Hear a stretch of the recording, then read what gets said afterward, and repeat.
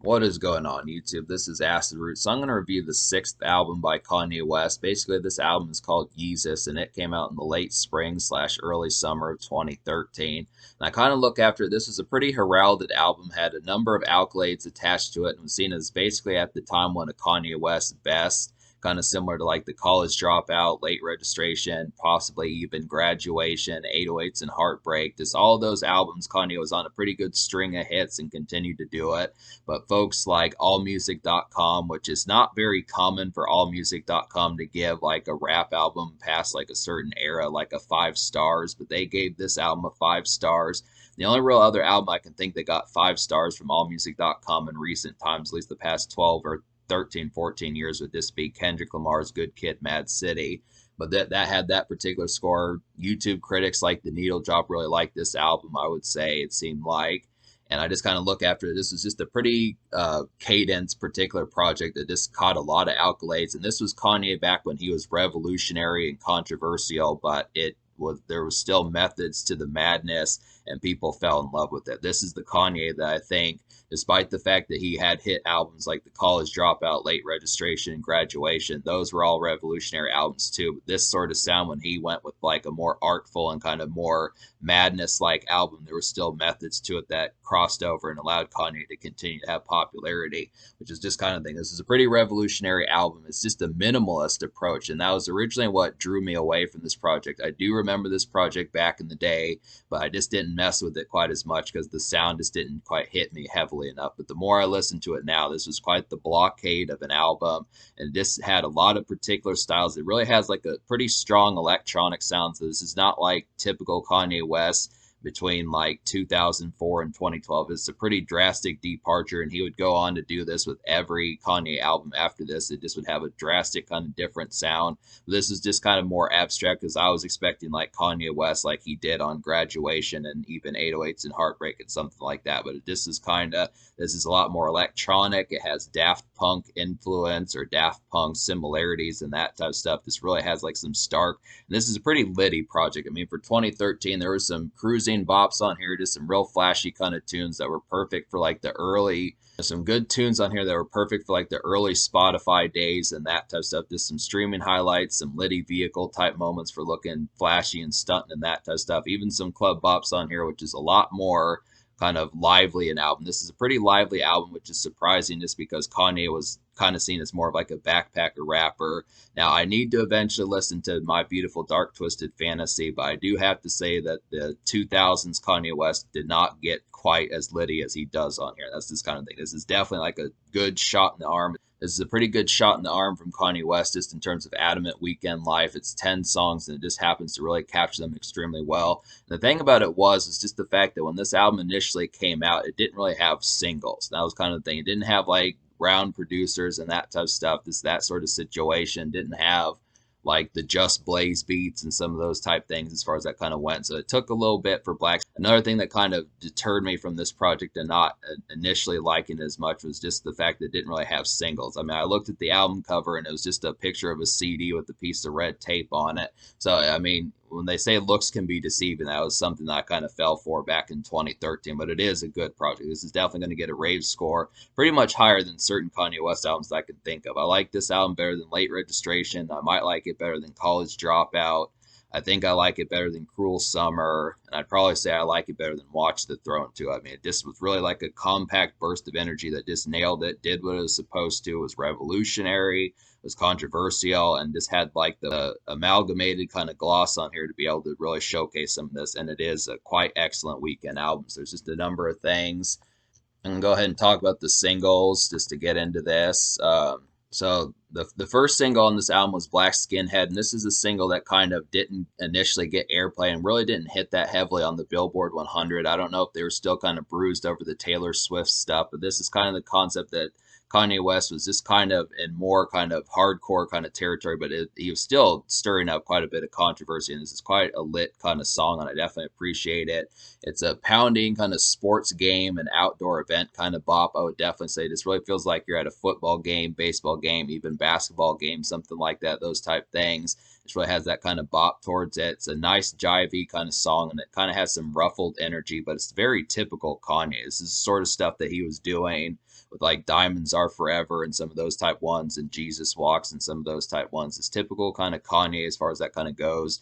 This is another hit for Kanye. It's typical Kanye as far as that kind of goes. But the thing about it, I'm just surprised that this song didn't chart higher, because the thing about it, it's just odd that Kanye was kind of in this territory of kind of being more in like the hardcore sense, because I want to say that like the Cruel Summer singles didn't do overtly good either. And it's the same thing with the songs off of Watch the Throne, apart from like Niggas in Paris. I feel like Kanye just in the early 2010s is starting to phase out of like his hit days of like Gold Digger and Diamonds and like Touch the Sky and some of those type moments. I don't know if partially it had to do with the Taylor Swift situation, but I just kind of look after it just being able to say that this was a pretty excellent song, had a lot of exhilarating energy. Black Skinhead did. Great sports game kind of gem for stepping out and being at some outdoor events, but it just kind of felt like it underperformed. It did a lot of revolutionariness. I think it had the album rollout for this was pretty strong in terms of like it pretty much ruled summer, it felt like, as far as that kind of went, but it just still felt pretty off to the wayside for Kanye as far as that kind of went. It just probably should have charted a lot higher. I definitely feel like I'd like to hear this on the radio. The second single, which is kind of odd on here, is Bound To, and it's not odd because it's a bad song, but I remember Kanye, it felt like he did not release this as a single until like November 2013, but Wikipedia later said that it was released as a single in August of 2013. But it was weird because I remember like that song just got popular. I remember checking like the Billboard charts around November 2013, and it just randomly got to like 12 or 13 on the Billboard 100, but that was like in the fall of 2013. But it was just weird how that song just had like an abstract and kind of random popularity spike, and then it just disappeared pretty quickly. I don't remember hearing the song in early 2014, but it just had like a random spark of popularity. It's a great song. It's just a very sleepy kind of 50s like romance type gem, and by 50s I mean the 1950s. It's a sleepy 50s like romance gem, and by 50s I mean the 1950s. This really has like an old school kind of sample on here, vintage Kanye, the way he does those kind of samples. It's a great addictive kind of sample on here, great song. Feels busy and kind of out and about in its lyrics. I would say this is kind of one that's just kind of a romance kind of song, but it's just the concept is just so sleepy, but it still kind of feels where you're out and about, date night, that type of stuff as far as that kind of goes, just kind of being on the town and some of those type moments. It's just a good song for that sort of concept. It's different from the pitch of Black Skinhead, but I do like the concept of getting one of these sleepy lady songs on here. It just really has like a good feel towards it. It's kind of another one that's just very unsung and offhanded for Kanye. This is one of the more offhanded kind of Kanye West songs I can think of, but it is a pretty immediate highlight. It's just got a real kind of infectious kind of feel towards it. So that's a nice one. Yeah, that kind of wraps up the promotion of this project, but there's just a number of there's a number of hits on here, and out of 10 songs, I wound up recommending to you 7.5. So there's really only 2 songs I don't recommend, but we'll go ahead and talk about these 7.5 songs. So the 7 songs I recommend would be Black Skinhead, Bound To, On Sight, New Slaves, I Am a God, Guilt Trip, and I'm In It. And the Almost song is Send It Up. So basically, the only 2 songs I didn't recommend would just be Hold My Liquor and Blood on the Leaves. So I'll go ahead and talk about those songs. So the reason why Hold My Liquor and Blood on the Leaves aren't songs I recommend, I mean, these are kind of sprawling, kind of like, at least Hold My Liquor is kind of like a sprawling, kind of streaming like tune, but it's just a little bit more lengthy. It doesn't fit like the kind of compact approach that this album kind of has. This one's kind of more of like just the kind of bravado kind of song that I just didn't quite have like the feeling quite as much for. I mean, it kind of serves its purpose for just kind of being a decent vehicle song. It's a nice kind of flashy stunt song for a vehicle, but it didn't quite have as much highlight for me. It was just kind of more of like just kind of mellow kind of song for the flashiness that the production had. And it's the same thing with Blood on the Leaves. This one, like, I didn't like the production makeup of Blood on the Leaves. That one kind of had like a lot of messiness. There is some kind of poundiness on this album, and most of it kind of works, but this is kind of one where the sample on there just didn't fit like the production of how it went. It was just kind of like a lengthier song, but it had a lot going on with it that didn't quite mix, and the synchronization of the song was just not quite as spot on for me. It just kind of felt like the sample and just the way that the song format kind of went just didn't turn out quite right. But the Almost song, Now, keep in mind that Send It Up, the Almost song, is a pretty excellent song. It's a blitzed, out of your mind kind of song. I definitely feel like it has that kind of hit potential towards it. Just really kind of torched and high out of your mind, or just tanked in that sort of concept. But the beat is somewhat grating. This is a song that I would not listen to if you're just, stone cold sober, just kind of going through your day in like a normal, like this is very much like a song for like the pitch of Friday night or Saturday night or something like that. Just kind of the concept of just being a little bit more amongst like the situation, the shindig, and that type of stuff. So this is not really a blue collar and SFW kind of song. I feel like this is definitely not Monday morning and Tuesday afternoon kind of music. But I look after it. If you're not kind of a little bit torched and kind of having that feeling, I just feel like this is definitely a song to kind of listen to when you just have a lot of like dissonance about you, but it doesn't, it loses some of its value when you don't have that in mind. I kind of feel like the beat can kind of be somewhat grating. I mean, normally I would pick this, but is the concept when you don't have as much kind of smokage and drinkage in your system, it just doesn't quite serve as much of a purpose. But that's not to say it's a bad song. It's definitely pretty excellent. I mean, that's kind of like pseudo the eighth song. You'll see with the score I give it that I'm still gonna favor this project, but it's just kind of one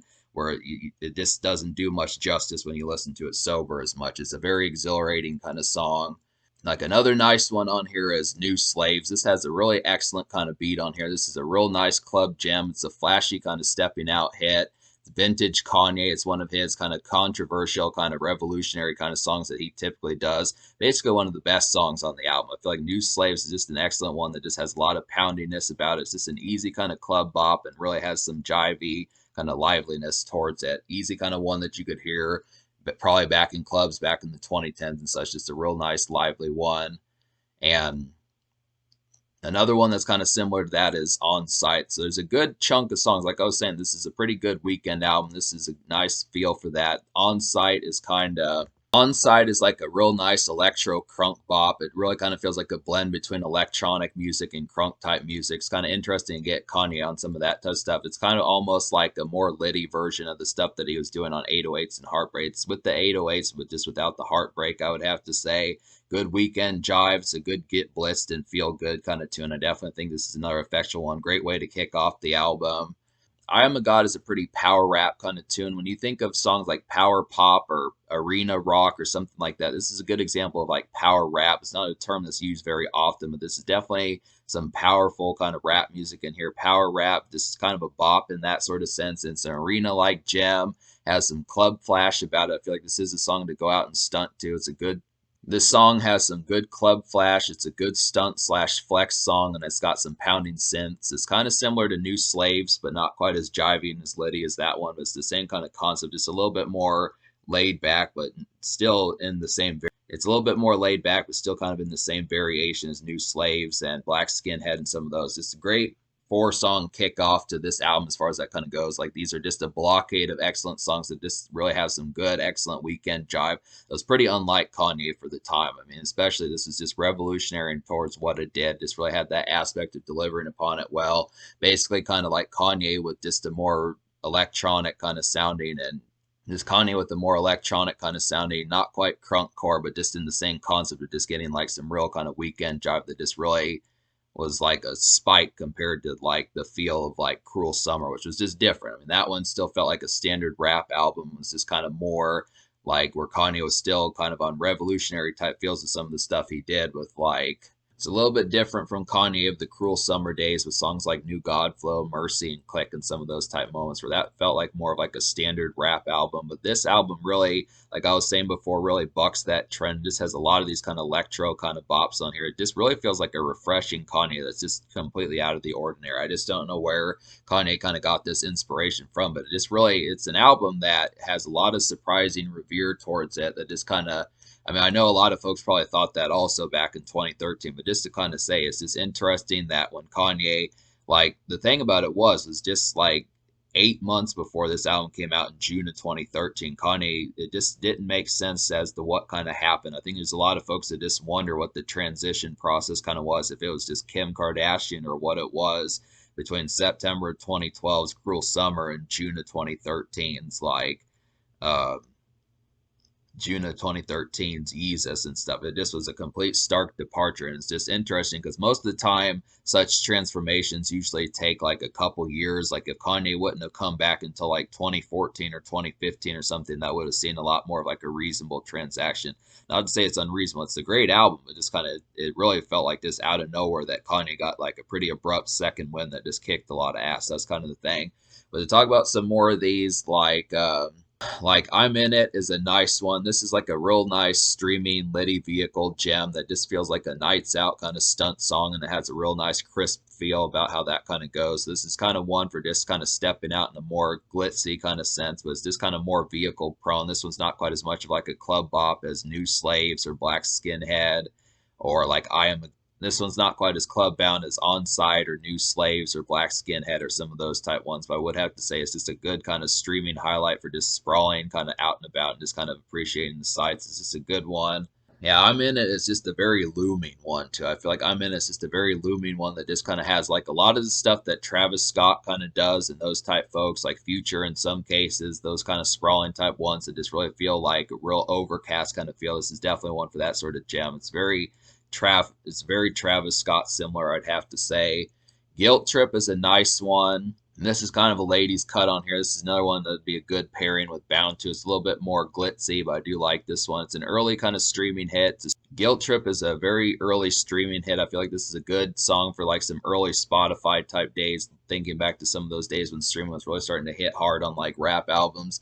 It's some sprawling night glitz. I would say this is kind of an 808s and Heartbreak album like feel of it. Kanye kind of gets back on his auto tune on here a bit, and it's just an old vintage throwback song to that particular album, but it's just kind of in a more electronic, refreshing kind of sense, like the rest of this album kind of is. And it's just very fancy, has a lot of has some good fanciness towards it, just in terms of this. It feels a little bit fancier compared to some of the songs on this album. I just kind of feel like the production's a little bit more tight knit and prim compared to some of this, but it does also have some of that drowsy feel. So it's a lot of this is just kind of like a mixture between Travis Scott, Mac Miller, some of that type of stuff, just kind of sleepiness, but still kind of like the feel of just kind of being this immersed in like vehicle prone kind of fast life, nightlife kind of feels, but just also the concept of just like electronic. I think that's just kind of the concept about it. So it's a pretty good amalgamation of that concept. So to talk about, yeah, I talked about the songs I didn't enjoy. So that's the 8 songs out of 10 that I wound up enjoying. So me scoring this album, I'm going to go ahead and give this album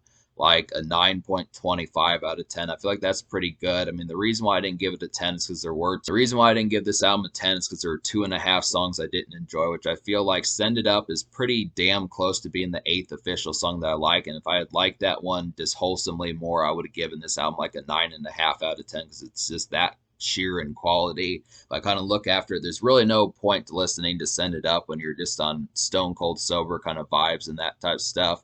And I just look after it like the other 2 songs I talked about as to the reason behind that. It just kind of had like a differential kind of approach and just didn't quite have as much like approaches in the production arrangements for how the other 2 songs, Hold My Liquor and Blood on the Leaves, kind of went. It just didn't quite hit as heavily. But I look at the concept, so 9.25 out of 10. Definitely one of Kanye's best. I can easily see this being said as like a true definitive Kanye West album. It's just kind of a late in the career kind of highlight. I mean, Kanye had a pretty good string of albums from as far back as 2004 all the way to out in 2013. I just look at that concept that this basically continued it. I'm interested to see what's going to happen when I eventually get to The Life of Pablo, wondering how that album's going to do. But I'm probably going to review Dark Fantasy first. I need to get to that one, but I just kind of question. I might review some Kanye West mixtapes from 2003, also some of those type moments. But the Social Score, I'm going to give a 10 just because that many songs, 8 songs on here, basically all of them except for Bound to have some degree of Litty type feel and Weekend type feel. This is a real good